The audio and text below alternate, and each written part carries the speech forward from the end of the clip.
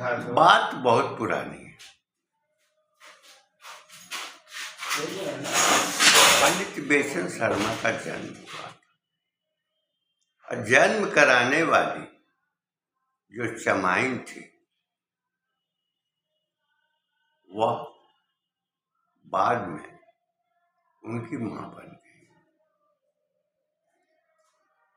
परिवार के लोगों ने उनको बेच दिया 1 रुपए में और उनका जन्म कराने वाली जो चमाइन थी उसने खरीद लिया। यह कहानी अंधविश्वास है या इसके लिए कोई प्रमाण है, यह प्रश्न प्रायः उठते हैं। लेकिन उसने 4 रुपए और मिलाकर एक आवास बनाया और उसमें उनका पालन पोषण करने लगी। शिक्षा भी प्राप्त हुई। एक प्रकार से वह उनकी मां हो गई और वह उसका पालनहार हो गई। इसके लिए प्रमाण क्या है? क्योंकि पांडे बेचन शर्मा ने स्वयं देखा था पालित होते हुए या उन्होंने सुना था। अगर सुना है था तो यह कहा जाएगा कि यह आप्त प्रमाण है। तो आप्त प्रमाण सार्थक और सत्य पर आधारित होता है, जिसको स्वीकार करना पड़ता है। प्रमाण कई हैं, अनुमान भी है, लेकिन आप्त प्रमाण ही प्रमाण है। और किसका पुत्र है यह मां ही बता सकती है। इस प्रकार पांडे बेचन शर्मा उग्र लेखक, साहित्यकार, चिंतक और दार्शनिक प्रवाह के प्रणेता एक व्यक्तित्व हो गए। हिंदी जगत में उन्होंने बहुत कुछ कार्य किया और साहित्य संसार में सम्मानित होते हुए वो अपने कर्म में निरंतर प्रयत्नशील रहे। आप्त प्रमाण जो ऋषि होते हैं, माता पिता होते हैं, उनके द्वारा कही गई बात प्रमाण और सत्य मानी जाती है। मदार का दूध लगाने से आंख विकृत होती है और अंधापन का शिकार होता है। यदि वर्तमान में उसका प्रयोग करके और अपनाया जाए तो निसंदेह नेत्र की ज्योति समाप्त हो जाएगी, अंधता होगी। यह लाखों वर्षों की परंपरा में अनुभूत प्रमाण ये सत्य है जो जनश्रुति के रूप में है, जिसको माना जाता है। पांडे बेचन शर्मा उग्र उस 1 रुपए के बदौलत उन्होंने एक निबंध लिखा और वो निबंध था मैं रुपया हूं। भौतिक युग में, धारा में रुपए का क्या महत्व है उसको उन्होंने व्यक्त किया है। मैं रुपया हूं, मुझ में खनखनाहट है, बच्चों के लिए मैं खिलौना हूं, बूढ़ों का आश्रय हूं, जवानी का आधार हूं, विकास की धारा हूं, मैं रुपया हूं। मेरी खनखनाहट से लोग भयभीत होते हैं और लालच में भी आते हैं। जब हम भारत गुलामी की दिशा में था तो उसके पीछे रुपया ही था, रुपए की खनक थी और लगभग 1000 वर्षों तक हमने गुलामी का जीवन जिया। और जब कथित रूप से आजाद हुए तो लगभग 75 वर्षों तक गुलामी की बेड़ियों में ही जकड़े रहे।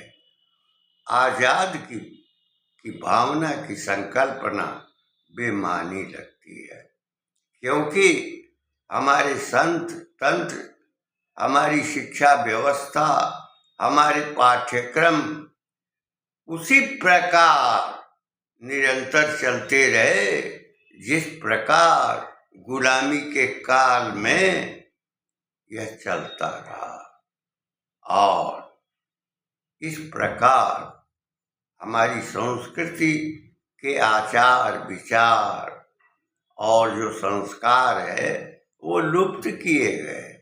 जितनी हानि 1000 वर्षों में नहीं हुई, उससे अधिकतम हानि 75 वर्षों के कालखंड में हुई, जिसमें आप्त प्रमाण को स्वीकार किया जाता है।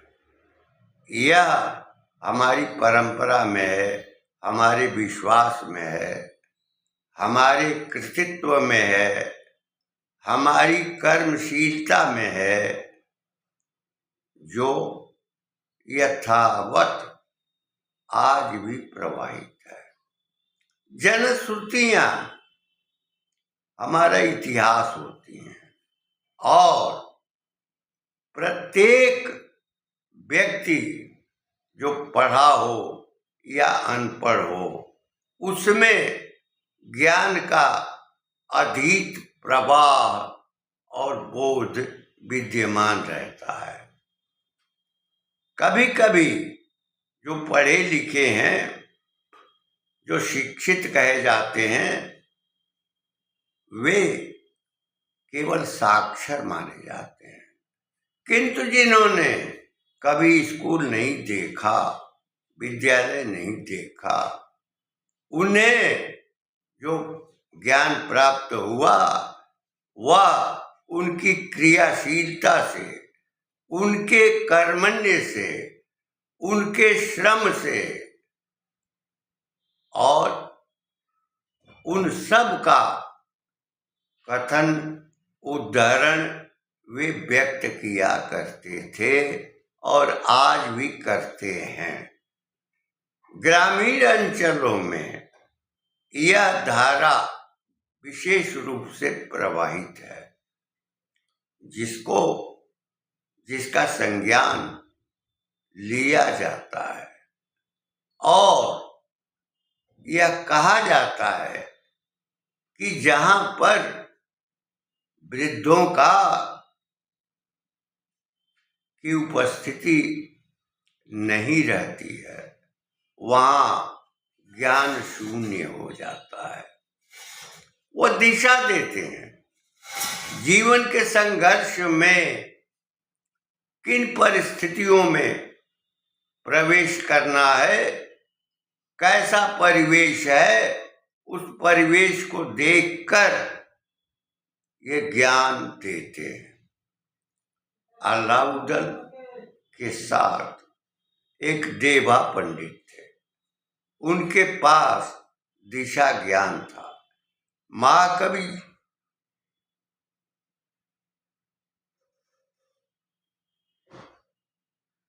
ने आलखंड का निर्माण किया।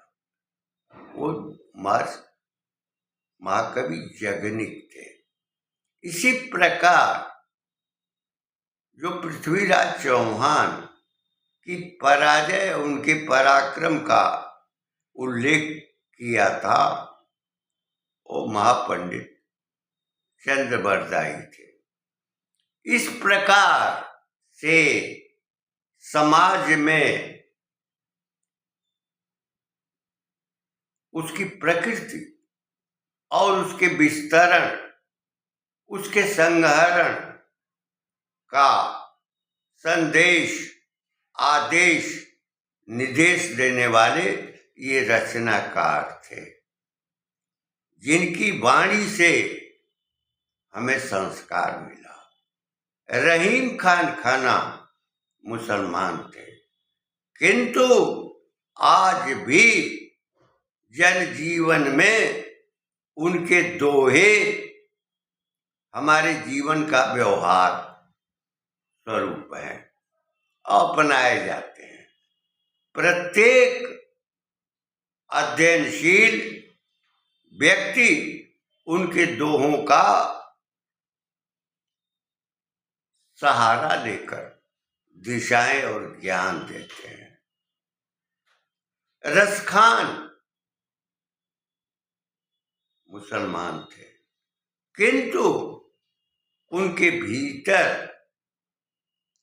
राधा कृष्ण का स्वरूप निहित था और वे भारतीय संस्कृति, भारतीय सांस्कृतिक परिवेश में इतना डूब गए कि उन्होंने जो 4 वर्ण हैं उनका भी उल्लेख किया। वे पुनर्जन्म की भी कामना करते हैं और यह कहते हैं कि यदि हमारे कर्म सुदृढ़ और शुद्ध रहे हों तो हमको मनुष्य बनाया जाए, और मनुष्य उस जगह का जहां कृष्ण पैदा हुए थे, और उनके साथ मैं संचरित रहूं। यदि हमारे कर्म इसके लायक न हो तो हमें पशु बनाया जाए और पशुओं में गाय बनाई जाए, जिससे मैं संचरणशील रहूं और कृष्ण के द्वारा ग्वालों के साथ मैं चराता रहूं। तीसरा जो क्रम है उसमें वे परिवर्तन करते हैं, चौथे को ले आते हैं तीसरे के स्थान पर। वो कहते हैं कि मैं अगर प्रस्तर योनि में जाना चाहूं तो उस प्रस्तर पर्वत का अंग बनूं जिसको कृष्ण ने अपनी उंगली पर उठाया था, यानी गोवर्धन पर्वत बन।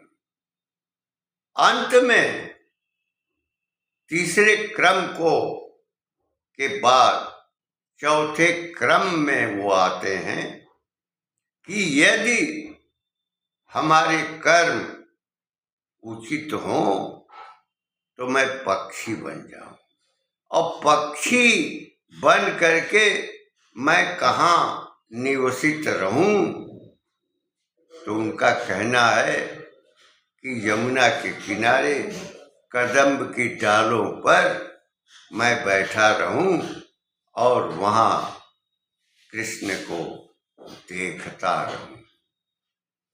3 भावों में कृष्ण को स्पर्श करने का बोध है, किंतु कदम्ब की डालों पर पक्षी के रूप में उपस्थिति उनका अनुभवजन्य बोध है। मलिक मोहम्मद जायसी ही निकलना, लेकिन उनकी दृष्टि में पर्वत आबू नहीं है, पर्वत हिमालय है, जहां से गंगा निकलती है, यमुना यमुनोत्री से निकलती, गंगा गंगोत्री से निकलती। इस प्रकार वे यह कामना करते हैं कि हम उस भूमि पर निवास करें जिस भूमि पर मुकुट भारत का हिमालय हो और जहाँ गंगा प्रवाहित हो। यह संकल्पना जायसी के मन में। कुतुबन और मंजन भी इसी धारा के अंतर्गत थे। उन्होंने जो अपनी ज्ञानवारी निष्पत्ति थी, इसमें उन्होंने व्यक्त किया कि पद्मिनी लैला के रूप में, और लैला की कहानी से आप सभी देख सकते हैं। जन जन उसमें आह्लाद का अनुभव, प्रवाह का अनुभव। जब अपने यहाँ ब्रह्म को, ईश्वर को, जो अदृश्य है, केवल अनुभूत होता है, वह ब्रह्म स्वरूप होता है। लेकिन मुस्लिम धारा में जो नायिका है, वह ब्रह्म का स्वरूप, निराकार का स्वरूप, और पुरुष उसको प्राप्त करने के लिए प्रयत्नशील होता है। यह भक्ति की धारा है। जो निराकार ईश्वर है, उस निराकार ईश्वर को पद्मिनी के रूप में जायसी देखते और पुरुष के रूप में मजनू को देखते हैं। तो लैला और मजनू की कहानी भारतीय परिवेश में ढली हुई है, जहाँ पर भारत विशेष रूप से गौरव प्राप्त करता है। तो मलिक मोहम्मद जायसी, कुतुबन और मंजन भारतीय परिवेश के लिए वह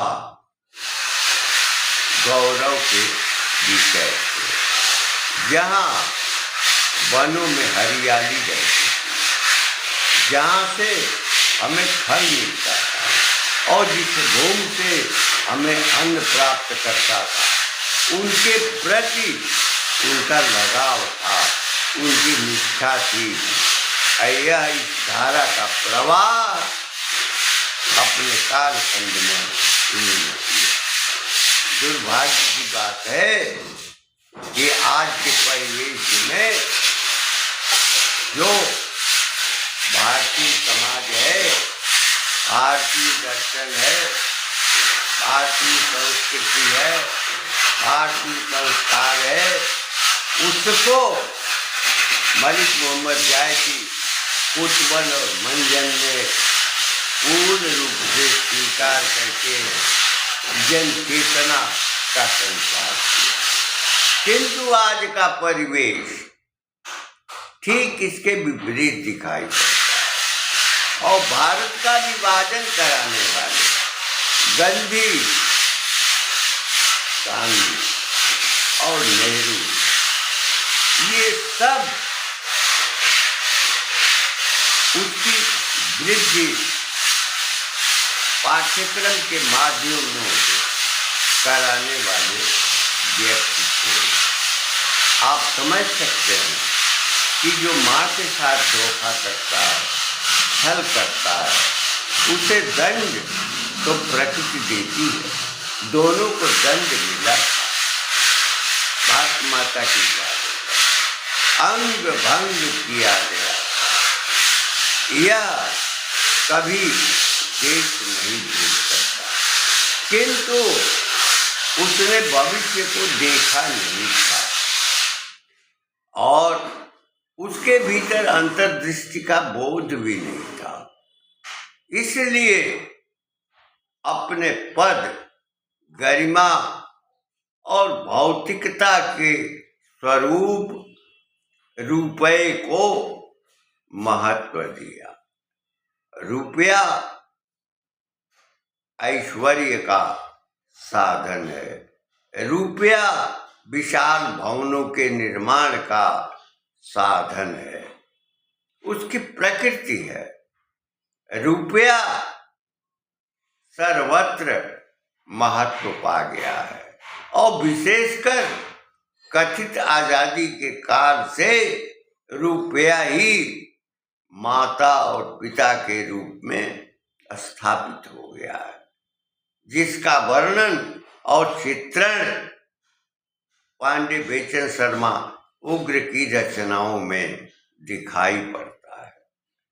उन्होंने रुपया शीर्षक जो निबंध लिखा था, उसमें समाज की प्रकृति, समाज की जागृति का स्वरूप दिखाई पड़ता है। जब से भौतिक समृद्धि की कामना हुई तो अंतः के संस्कार हमारे विलुप्त हुए, नष्ट हुए। इसके कारक थे जवाहरलाल नेहरू, क्योंकि आज तक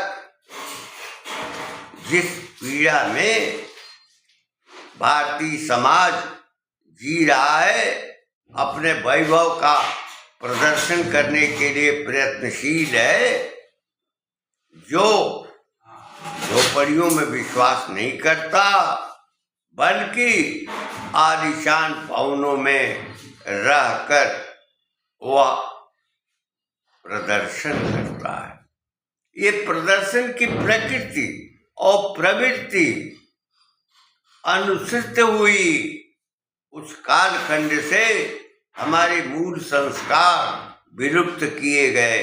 विशेषकर शिक्षा में जो पाठ्यक्रम हुए, सुभाषितों और सूक्तियों का, नीति वचनों का जहाँ सदैव प्रचलन और प्रवाह रहा, वह इन 75 वर्षों के कालखंड में विलुप्त हो गया, जिस कारण हमारा बालपन, हमारी युवावस्था, यौवनावस्था, हमारी प्रौढ़ावस्था, हमारी वृद्धावस्था भी प्रभावित हुई। माखन जयशंकर प्रसाद यह कहते हैं, आती है तूने क्षितिज से क्यों लौट प्रतिध्वनि मेरी, टकराती दिल खाती थी पगलीती देती थी। बुढ़े आवाज लगाते थे, उनकी आवाज उन्हीं के चारों ओर टकराती हुई और पगली के समान फेरी लगाती है, दिखाई हुई प्रतीत होती है। कोई सुनने वाला नहीं है। अयोध्या जी उपाध्याय हरियाव जी ने भी कहा था कि मुख जोहत जो नित मेरो रहे, मुख जोहत जो नित मेरो रहे, उनको अब बैन सुना तो नहीं।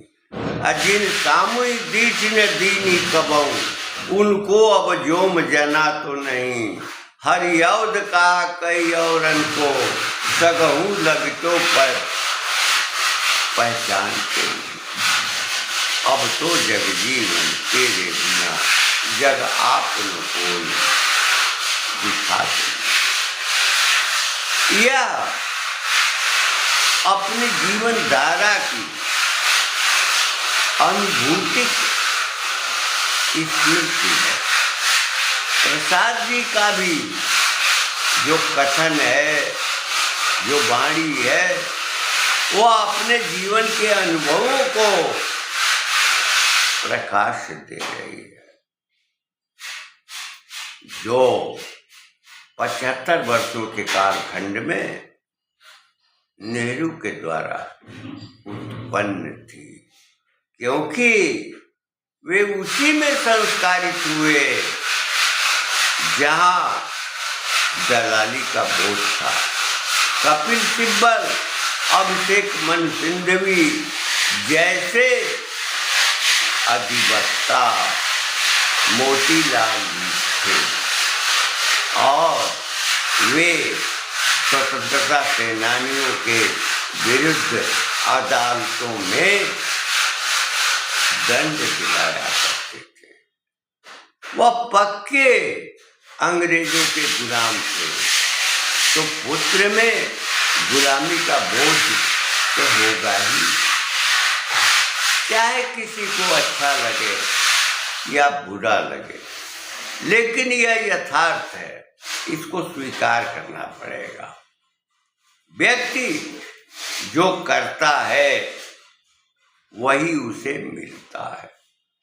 दिया हुआ दान, की गई सेवा, किया गया तप इस जन्म में ही मिलता है, फल मिलता है।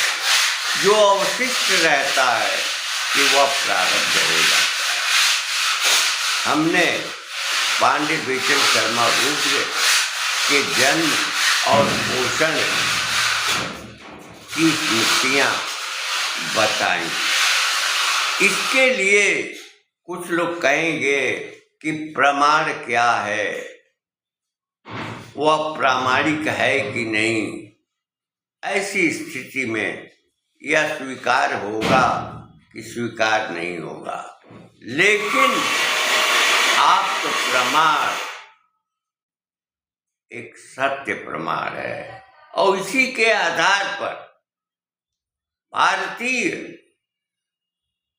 समाज व्यवस्था में, राजनीतिक धारा में न्यायाधीश कार्य करते थे। लेकिन न्यायाधीशों में भी परिवर्तन की वही प्रक्रिया है, क्योंकि जिस भूमि पर आम पैदा होता है, जिस भूमि पर अक्षय वट का आगमन होता है, जिस भूमि पर पाकड़ का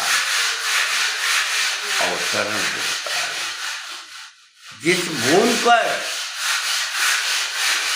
अनेक वृक्ष उत्पन्न होते हैं, किंतु उनके भीतर गुणों की भिन्नता होती है। कुछ मात्र छाया प्रदान करते हैं, कुछ फल से खुदा की पूर्ति करते हैं। अन्य प्राण होता है जिसके लिए कृषक पसीना बहाता है, श्रम करता है, सबको भोजन मिलता है। ग्वाला गायों की सेवा करता है, जिसके दूध से बचपन पलता है, जवानी में हो जाता है, बुढ़ापे का वह सहारा होता है और वह दूध पालन करता है।